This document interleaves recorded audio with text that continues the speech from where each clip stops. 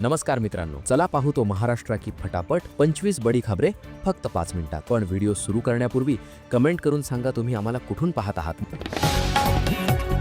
मुंबईत आज सकाळपासून हवेत गारवा जाणवत आहे। ऑफिसला जाणाऱ्या नागरिकांमध्ये थंडीची चाहूल स्पष्ट दिसत होती। काही भागात हलकी धुकेही पडले। हवामान विभागाने पुढील 2 दिवस तापमान स्थिर राहण्याचा अंदाज व्यक्त केला आहे। नागरिकांनी आरोग्याची काळजी घेण्याचे आवाहन करण्यात आले आहे।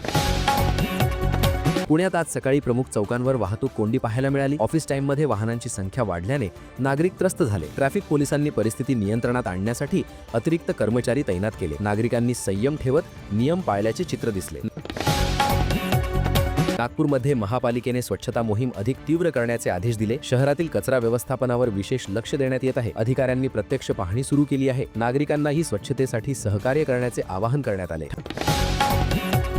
ठाणे जिल्ह्यात आज शाळा नेहमीप्रमाणे सुरू होत्या। थंडीमुळे लहान मुलांना गरम कपड्यांत शाळेत पाठवले जात होते। काही शाळांमध्ये उपस्थिती थोडी कमी होती। पालकांमध्ये मुलांच्या आरोग्याबाबत जागरूकता दिसून आली। नाशिक जिल्ह्यात कांदा बाजारात आज दरात थोडी सुधारणा झाली। शेतकऱ्यांना काही प्रमाणात दिलासा मिळाला आहे। मागील काही दिवसांपासून दर घसरल्याने चिंता वाढली होती। आजच्या व्यवहाराने शेतकऱ्यांच्या चेहऱ्यावर समाधान दिसले। औरंगाबादमध्ये आज बाजारपेठांमध्ये नेहमीपेक्षा कमी गर्दी होती। थंड वातावरणामुळे नागरिक सकाळी उशिरा घराबाहेर पडत होते। व्यापाऱ्यांनी दुपारनंतर वर्दळ वाढेल अशी अपेक्षा व्यक्त केली आहे। एकूण व्यवहार मात्र शांततेत सुरू होते।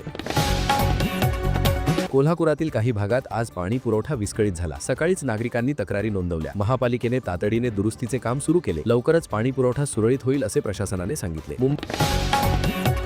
मुंबई लोकल ट्रेनमध्ये आजही मोठी गर्दी पाहायला मिळाली। थंडी असूनही कामावर जाणाऱ्या प्रवाशांची संख्या कमी झाली नाही। काही ट्रेन उशिरा धावल्याने प्रवाशांमध्ये नाराजी होती, तरीही प्रवाशांनी संयम राखल्याचे चित्र होते।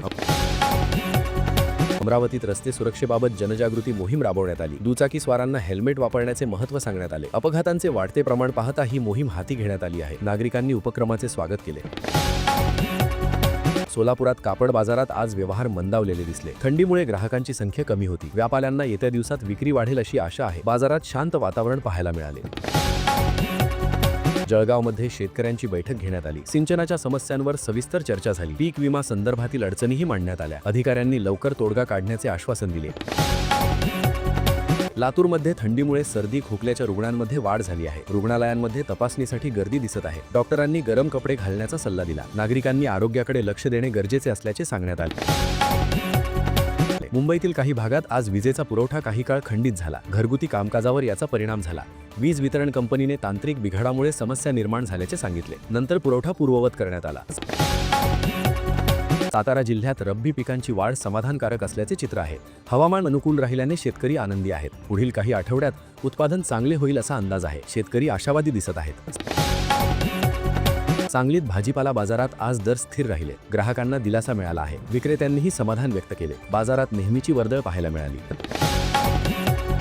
पालघर जिल्ह्यात आदिवासी भागात आरोग्य तपासणी शिबिर आयोजित करण्यात आले। महिलांनी आणि ज्येष्ठ नागरिकांनी मोठ्या संख्येने सहभाग घेतला।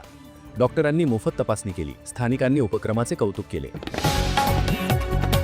अकोल्यात महाविद्यालयीन विद्यार्थ्यांची उपस्थिती आज चांगली होती।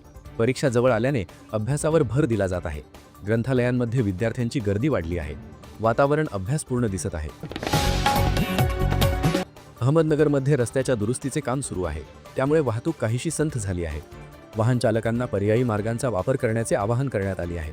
नागरिकांनी संयम राखला आहे। बीड जिल्ह्यात पाणी टंचाईचा प्रश्न पुन्हा ऐरणीवर आला आहे।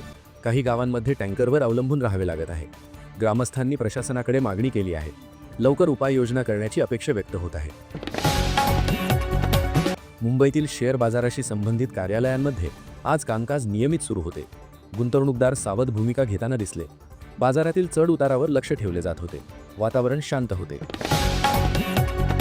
नंदुरबार जिल्ह्यात ग्रामीण भागात वीज पुरवठ्यात सुधारणा झाली आहे। शेतकरी आणि नागरिकांनी समाधान व्यक्त केले। मागील काही दिवसातील अडचणी दूर झाल्याचे सांगण्यात आले। दैनंदिन कामकाज सुरळीत सुरू झाले। वर्ध्यात पर्यावरण संवर्धनासाठी वृक्षारोपण कार्यक्रम राबवण्यात आला। शाळकरी विद्यार्थ्यांचा मोठा सहभाग होता। हिरवळ वाढवण्याचा संदेश देण्यात आला। स्थानिक नागरिकांनी उपक्रमाचे कौतुक केले।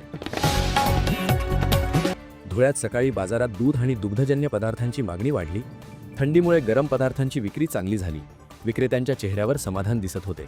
बाजारात चांगली चहलपहल होती। गोंदियात प्रशासकीय कार्यालयांमध्ये आज कामकाज शांततेत पार पडले। नागरिकांची गर्दी कमी होती। बहुतांश कामे वेळेत पूर्ण झाली। कर्मचारीही निवांत वातावरणात काम करताना दिसले.